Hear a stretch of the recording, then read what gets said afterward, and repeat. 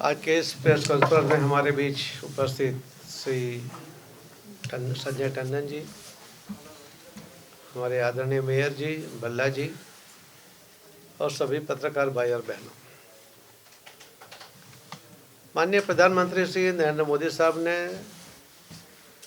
2014 से प्रधानमंत्री के बाद जो अलग अलग बजट दिए उसके अंदर 8 टाइम एक साथ बजट देने का मौका निर्मला सीतारमण जी को मिला। माननीय प्रधानमंत्री जी ने जब कार्यभार संभाला था, जब हमारी अर्थव्यवस्था 11वें नंबर पे थी, जब माननीय प्रधानमंत्री जी ने 5वें नंबर पे ला के रख दी और उन्होंने इलेक्शन के पहले भी कहा था कि 30 टर्म के अंदर हम इसको 30वें नंबर पे लेके आएंगे। और 30वें नंबर पे लाने के लिए जिस तरह से बजट के अंदर अलग अलग जो व्यवस्था की गई है, उससे लगता है कि हम जरूर से जल्दी से हमारे देश का ग्रोथ सबका बढ़ेगा। दुनिया की विषम परिस्थिति है, सभी देश आपस में लड़ रहे हैं, अनेक देशों के बीच में युद्ध चल रहा है, बहुत लंबे अरसे से चल रहा है। उसकी साइड इफ़ेक्ट भी हमारे देश के ऊपर, हमारे अर्थतंत्र पे पर होती है। फिर भी जो बजट दिया गया है, मुझे लगता है कि पहली बार गरीब, मध्यम वर्ग और उद्यमी, इन सबको, किसानों को, सबको लगता है कि ये बजट बिल्कुल बैलेंस बजट है और इससे सबको कुछ न कुछ इसके बजट में दिया गया है। आप देखे होंगे कि पहली बार पहले 2014 के पहले सिर्फ 2 लाख आपको इनकम टैक्स में बाद मिलते थे। आज आपको 12 लाख तक आपको कोई भी टैक्स भरना नहीं है। इसकी वजह से लोगों के हाथ में करीब 1 लाख से ज़्यादा पैसा आएगा, यानी हर महीने 10,000 से ज़्यादा पैसा उनके हाथ में बचेगा। उसकी जो खरीद शक्ति है वो बढ़ेगी, उसकी वजह से जीडीपी में भी ग्रोथ आएगा और उसका सब जो इंडस्ट्री है उसको भी उसके वजह से बूस्ट मिलने वाला है। तो पहली बार मध्यम वर्ग को लगता है कि उनके लिए सीधी कोई योजना बनी है और उनको लाभ दिया गया है। इसी तरह आपने देखा होगा कि कृषि और ग्रामीण विभाग में भी 100 जिले ऐसे थे कि जहां उनकी उत्पादक क्षमता कम थी। रीज़न अलग अलग होते होंगे, मगर क्षमता कम होने के कारण उनके लिए भी यहाँ पर मोदी साहब ने और निर्मला सीतारमण जी ने योजना बनाई है और इस साल उनको आत्मनिर्भर मिशन के नाम से तूर, उड़द और मसूर की दालों के उत्पादन में बढ़ावा देने के लिए, यानी कैश पैसा उसके हाथ में आए, उसके लिए योजना बनाई गई है। कृषि ऋण केसीसी की सीमा जो 3 लाख थी उसको भी बढ़ाकर 5 लाख पर लेके गए हैं। जो छोटे उद्योगकार हैं उनके लिए भी कस्टमाइज क्रेडिट कार्ड, उनको पंजीकृत करने के बाद उनको जो लोन मिल रही थी उसको भी 5 लाख तक बढ़ाया गया है। स्टार्टअप्स के जो नवाचार के लिए बढ़ावा देने के लिए करीब 20,000 करोड़ का व्यवस्था इस बजट के अंदर प्रस्तावित है। चमड़ा और फुटवेयर क्षेत्र के लिए भी 22 लाख नौकरियां और 4 लाख करोड़ से टर्नओवर में लक्ष्य दिया गया है, लक्ष्य तय किया गया है। शिक्षा और स्वास्थ्य के लिए भी 50,000 अटल टिकरिंग लैब्स अगले 5 वर्षों में सरकारी स्कूलों में स्थापित की जाएगी। ग्रामीण क्षेत्रों में सभी सरकारी माध्यमिक स्कूलों और प्राथमिक स्वास्थ्य केंद्रों के ब्रॉडबैंड से जोड़ा जाएगा। कैंसर उपचार केंद्र अगले 3 वर्षों में सभी जिलों में दिन में यानी कि डे केयर कैंसर केंद्र स्थापित करेंगे और इस साल में करीब 200 केंद्र ये चालू कर देंगे। जल शक्ति मंत्रालय के लिए भी 67,000 करोड़ इसके अंदर आवंटित किए गए हैं। अभी तक 15 लाख घरों में नल से जल दिया गया है। इसके कारण जो बहनें दूर तक पानी के लिए जाती थी उनके 5.5 करोड़ घंटे रोज के इसके अंदर बचे। WHO का रिपोर्ट है। ये जो 5.5 करोड़ घंटे महिलाओं के बच्चे वो बहनें वो अपने घर में अपने बच्चों के एजुकेशन के ऊपर या आर्थिक उपार्जन के लिए वो खर्च कर सकती है। और उनको जो दूर तक जाना पड़ता था, बोझ उठाना पड़ता था, उसमें से भी उनको मुक्ति मिली है। ये जो नल से जल होने के कारण जो शुद्ध पानी उनको मिलने लगा है, उसके कारण WHO का ही रिपोर्ट कहता है कि 3 लाख बच्चों की जान इसके अंदर बचाई जा सके हैं। ये भी अपने आप में बहुत बड़ी बात है।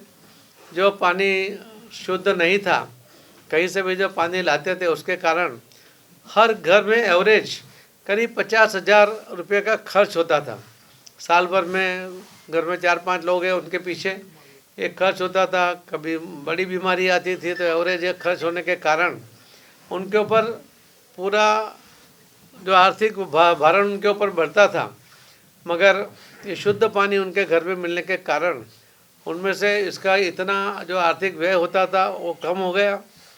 उनको जो दवा या इंजेक्शन जो मानव शरीर में जाते हैं, उसके जो रिएक्शन आते हैं, उसमें से भी उनको बचाव हुआ है।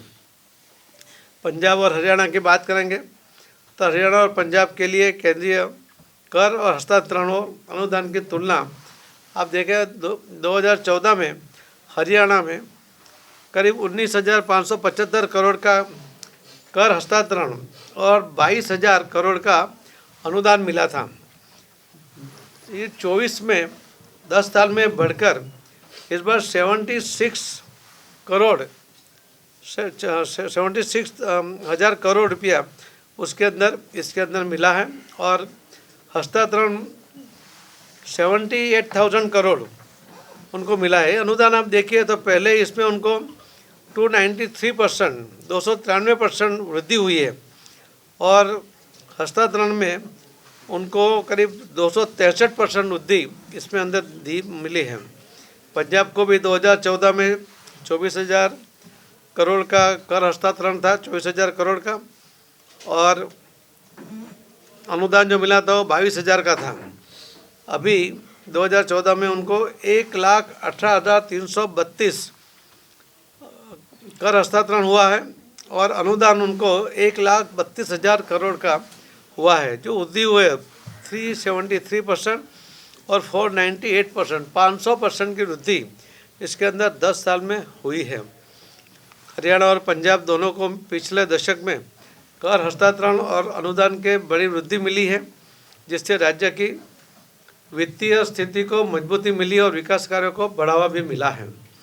PM किसान सम्मान निधि योजना के कारण आप देखेंगे कि पंजाब में लाभार्थी अब तक 9.26 लाख किसान PM किसान सम्मान निधि योजना के तहत सम्मानित हुए हैं, लाभान्वित हुए हैं। हरियाणा में भी 13.8 लाख किसान इस योजना के तहत लाभान्वित हुए हैं। संपूर्ण भारत में अभी तक 9.58 करोड़ यानी करीब 10 करोड़ से अधिक किसान PM किसान योजना के लाभ उठा रहे हैं। ये योजना का मूल भी देखिए कि आज तक कभी किसी सरकार ने किसानों के लिए कोई योजना नहीं बनाई।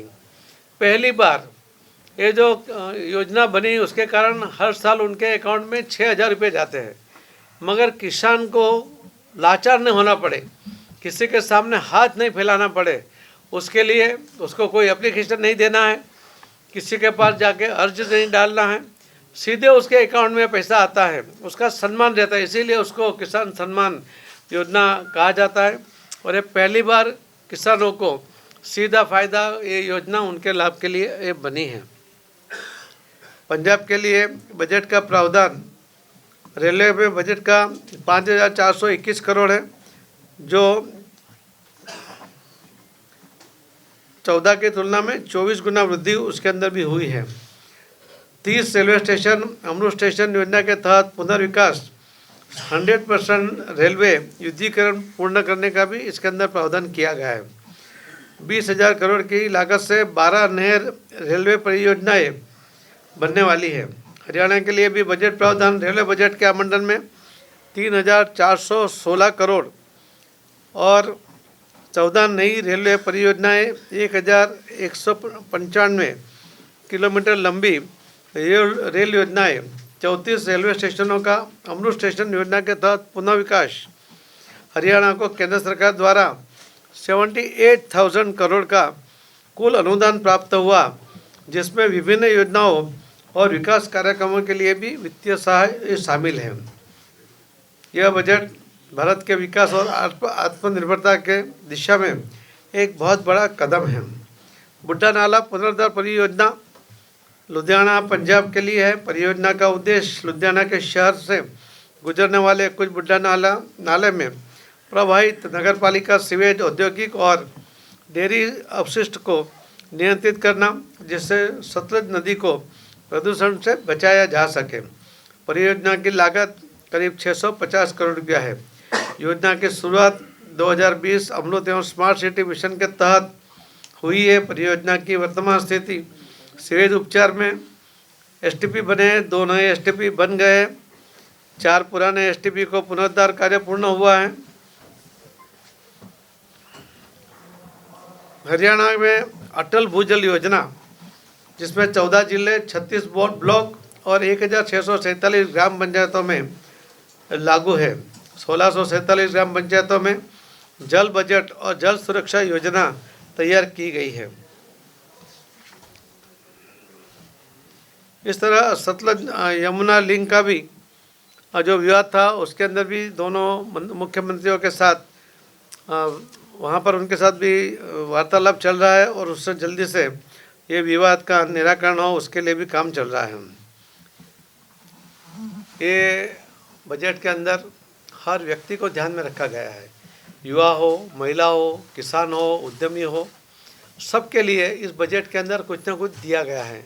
एक संतुलित बजट, और जिस बजट के अंदर सबको समाधान हो, इस तरह का बजट इस बार निर्मला सीतारमण जी ने माननीय प्रधानमंत्री जी के नेतृत्व की सरकार में पेश किया है। मैं उनको भी अभिनंदन करता हूं और आपके माध्यम से चंडीगढ़ के, हरियाणा और पंजाब के सभी लोगों को भी बहुत बहुत अभिनंदन करता हूं कि उनको बहुत अच्छा बजट के अंदर उनके लिए व्यवस्था की गई है, जिसकी वजह से यहाँ का डेवलपमेंट और ज़्यादा स्पीड में बढ़ेगा। बहुत बहुत धन्यवाद। सर, सवाल ये है कि सबसे पहले एमएसपी की बात है जो सभी क्रॉप्स पे नहीं की गई, और एक तरफ 2 बॉर्डर है, शंभू और खनौरी, दोनों पर किसान बैठे हैं, उनको किस तरीके से संतुष्ट किया जाएगा? देखिए, पहले एमएसपी था ही नहीं। आज प्रधानमंत्री मोदी साहब ने किसानों के लाभ के लिए एमएसपी बनाया है। अगर कुछ बाकी भी होंगे तो उसके लिए भी ज़रूर सोचा जाएगा। मुझे लगता है कि पहली बार किसानों के लिए जो ये योजना बनाकर उनका लाभ हो, उनको नुकसान ना हो। अगर नुकसान होता है या भाव कम हो जाए तो सरकार वो धान्य उसका खरीदी करे, उसका माल खरीद करे और उसको नुकसान ना हो। इस प्रकार की चिंता अगर पहली बार हुई है तो प्रधानमंत्री मोदी जी ने की है। कुछ छूट गया होगा तो उसके ऊपर भी विचार करेंगे। सर, एसवाईएल का मुद्दा आपने छेड़ा है, क्योंकि पंजाब हरियाणा का बड़े सालों से मुद्दा चल रहा है। आपने कहा कि जल्दी सुलझा लिया जाएगा, दोनों मुख्यमंत्रियों की मीटिंग करवाई है। क्या किस मोड़ पर जा रहा है फिलहाल के लिए? क्या पानी मिलना चाहिए या हरियाणा को या नहीं? उस बारे में क्या है आपकी राय? देखो, दोनों को ये सोचना है, ये राज्यों का विषय है। इसके अंदर सुप्रीम कोर्ट खुद इंटरेस्ट ले रही है। हरियाणा सरकार सुप्रीम में भी गई है, सुप्रीम कोर्ट ने भी कुछ डायरेक्शन दिया हुआ है। उसके आधार पर दोनों के साथ बात चल रही है और दोनों तरफ से पॉजिटिव चल रहा है। मुझे लगता है बहुत अच्छा, दोनों स्टेट के लिए एक अच्छा निर्णय उसके अंदर आएगा। सर, आपने 600 करोड़ की बात की है बुड्ढे नाले को देने की, जी बजट में है, पर यहाँ पे तो लगा नजर ही नहीं आ रहा, कहीं पे आया नहीं या लगाया नहीं गया। जो उसके लिए व्यवस्था की गई उसके अंदर मैंने आपको बताया कि 2 एसटीपी जो नए बनने थे वो बन गए हैं। 4 एसटीपी जो पुराने थे उसका यानी नया उसको रिपेयरिंग करके कर लिया है, और बाकी जो करने हैं उसके अंदर भी काम चल रहा है। बुड्ढा नाला, आपको भी पता है कि बुड्ढा नाले से जाने वाला पानी, उसके अंदर जो सीवेज आता है या जो केमिकल जाता है, उसकी वजह से कई जगह पर कैंसर का भी प्रॉब्लम दिख रहा है, और उसको यहीं से ट्रीट करके उसको रोका जाए, उसके लिए हमारी पूरी कोशिश रहेगी। सर, पंजाब सरकार का सहयोग मिला आपको बुड्ढे नाले को लेकर? आखिरकार वो क्या कर रही है? नहीं, अभी तो केंद्र सरकार की ओर से जो किया है जा रहा है वो आपको मैंने बताया। लगातार भू माफिया बहुत ज्यादा एक्टिव है पंजाब में, जो स्रोत है उनको नष्ट करने की कोशिश की जा रही है, उससे क्या कोई केंद्र एक्शन लेगी? पंजाब सरकार तो हाथ खड़े कर चुकी है इस पर। अभी तो मैं बजट के बारे में आपके साथ बात करना है, उसकी मेरे पास तैयारी है। आपका सवाल अभी उसका जवाब मेरे पास नहीं है, सर एक देंगे करके एक बता बड़ा देंगे issue हम। चल रहा है देखिए, अमेरिका से जो भारतीयों को डिपोर्ट किया गया, नौजवानों को देखिए, जैसे उनको हथकड़ी लगाकर या बंदी बनाकर डिपोर्ट किया गया, उसको कैसे आप देखते हो? क्या अमेरिका के बाद और देश भी जो है डिपोर्ट करने की बात कर रहे हैं? देखिए, डिपोर्ट करना हर देश का अपना अधिकार होता है। हमारे देश पे भी अगर कोई आते हैं तो उसके लिए भी डिपोर्ट करना या चलता रहता होगा, मगर हथकड़ी डालना ये उचित नहीं है। और इसीलिए अभी जब प्रधानमंत्री जी वहाँ अमेरिका जा रहे हैं तो ज़रूर वो मुद्दा उठाएंगे। इसके बारे में विदेश मंत्री ने राज्यसभा और लोकसभा में पूरा विवरण दिया है, पूरा उन्होंने उत्तर भी दिया हुआ है। ये अलग अलग देशों के साथ का मामला है, इसके लिए उसको टेकफुली उसको ये करना पड़ेगा, मगर ये जो हुआ है वो नहीं होना चाहिए, उसके लिए पूरी कोशिश की जाएगी। सेंट्रल ग्राउंड वाटर बोर्ड की रिपोर्ट है कि पंजाब के 20 डिस्ट्रिक्ट और हरियाणा की 16 वहाँ का जो ग्राउंड वाटर है उसमें यूरेनियम नाइट्रेट की मात्रा बहुत ज़्यादा है, जो कि हार्मफुल है। उसके लिए सेंट्रल सरकार क्या कर रही है? मैंने अभी बताया आपको कि जो डार्क जोन है, और डार्क जोन के अंदर भी अलग से फंड देकर वहाँ पर जहाँ जो कुछ जिले जो अभी यहाँ पे मैंने बताया था नंबर आपको, तो उसको हम जो अलग अलग योजना के द्वारा रेन वाटर हार्वेस्टिंग के द्वारा भी उसको करने जा रहे हैं। हम उसको चाहते हैं कि 1 साल के अंदर ये डार्क जोन में से उनको बाहर निकाला जाए, क्योंकि अगर किसी भी किसान का ज़मीन है और वो डार्क जोन में अगर आता है तो उसको बोर करने का, पानी निकालने के लिए या उसको परमिशन नहीं मिलती है, उसको पानी लाइट का कनेक्शन नहीं मिलता है। तो ये ना हो, इसके लिए हमारी ओर से योजना है। पहले तो हम उसको किसान नहीं कर सके, उसके लिए उसको स्प्रिंकलर वगैरह देने के लिए, लगाने के लिए भी हमारे यहाँ से फंड दिया जाता है स्टेट गवर्नमेंट में। उसके आधार पे वो ज़मीन करता है, मगर उसका कायमी उकेल हो, उसको हर बार उसके ज़मीन में पानी का रेन वाटर हार्वेस्टिंग का जो पीएम साहब ने 2021 मार्च में कहा था कि catch the rain water harvesting के द्वारा उसको ज़मीन में उतारो। मैं आप कह सकता हूं कि मोदी साहब के इस आह्वान के बाद जब उन्होंने सूरत में 6 सितंबर को एक कार्यक्रम किया वर्चुअल, उसमें कहा था कि आप कर्मभूमि से मातृभूमि के लिए कुछ करिए। मैं आपको कहना चाहूँगा कि हमारे यहाँ सूरत में जो व्यापारी रहते हैं, जो मूल हरियाणा से है, उन्होंने 1000 बोर यहाँ रेन वाटर हार्वेस्टिंग के लिए करने के लिए अपना प्रॉमिस किया है। और इलेक्शन की वजह से थोड़ा काम हो नहीं पाया था, मगर आने वाले कुछ ही दिनों में 15 दिन से 1 महीने के अंदर हम ये कार्यक्रम करेंगे और उसके द्वारा यहाँ पर जो डार्क जोन है उसको भी बात दूर करने की पूरी कोशिश आप सबके सहयोग के साथ करेंगे। हमारे मंत्रालय से भी उसके अंदर फंड मिलेगा। सर, पंजाब का ज्यादातर एरिया जो है डार्क जोन में है, पंजाब के लिए भी कोई इस तरह के स्पेशल प्रोजेक्ट वगैरह? पूरे देश में 150 जिले में अलग अलग ब्लॉक है, वो आइडेंटिफाई कर दिए गए हैं। हम चाहते हैं कि एक ही साल के अंदर ये पूरा डार्क जोन निकालने की कोशिश करें। हर काम सरकार अकेला नहीं कर पाएगा, इसीलिए हमने, जैसे राजस्थान के अंदर पानी की किल्लत है, तो वहाँ पर भी गुजरात में यानी सूरत में जो लोग हैं राजस्थान के व्यापारी, उन्होंने 40,000 गाँव में, हर गांव में 4 बोर करके 1,60,000 बोर करना शुरू किया है। बोर यानी पानी निकालने के लिए नहीं, रेन वाटर हार्वेस्टिंग पानी डालने के लिए वो काम चल रहा है। मध्य प्रदेश में 15,000 बोर कर रहे हैं, वहाँ बिहार में 10 जिले के सभी गांव में 4 बोर कर रहे हैं। इसी के अंदर इसका भी निर्णय हुआ था कि यहाँ पर हरियाणा में भी 1,000 बोर वो लोग करके देंगे। बाकी हम लोग भी करेंगे, जो हमारे पास भी डार्क जोन के लिए अलग फंड है और हम उसको प्लानिंग से कर रहे हैं। हमारा टारगेट ही 1 साल में ही बाहर निकालने का, आप सबके सहयोग के साथ होगा तो ज़रूर निकल जाएगा। सर, इसका कंसर्न हेल्थ के साथ है, क्योंकि यूरेनियम अगर पानी में है तो कैंसर, आपको पता है कि पंजाब में कैंसर बहुत ज़्यादा फैल रहा है, इसलिए हेल्थ वाइज जल जीवन मिशन उसी के लिए है। आज पूरे देश में कोई भी जगह में, सभी जगह आपको शुद्ध पानी मिलेगा। 15 करोड़ घरों में जो पानी मिल रहा है, हर घर में अगर हम 5 व्यक्ति मानेंगे तो 75,000 करोड़, उसके अंदर सबको ये पानी 75 करोड़ लोगों को पानी मिल रहा है, शुद्ध पानी मिल रहा है। कोई भी केमिकल युक्त या ऐसा कोई भी पानी अभी किसी को भी पीने के लिए लेने की आवश्यकता नहीं है। इस तरह की व्यवस्था हुई है। बाकी भी जो गांव बचे हैं वहाँ पर भी काम पाइपलाइन में है। 2028 तक हम 100% ये काम पूरा करेंगे, ऐसा बजट के अंदर अपना माननीय फाइनेंस मंत्री ने अपने जो स्पीच में भी उन्होंने उल्लेख कर दिया कि जल जीवन मिशन हम 2028 तक 100% पूरा करेंगे, उसके लिए फंड भी देंगे। यानी 100% पूरी दुनिया में 5 साल के अंदर ये 15 करोड़ कनेक्शन देना किसी ने नहीं किया, ना कोई कभी कर पाएगा। इतना बड़ा काम उसके अंदर हुआ है।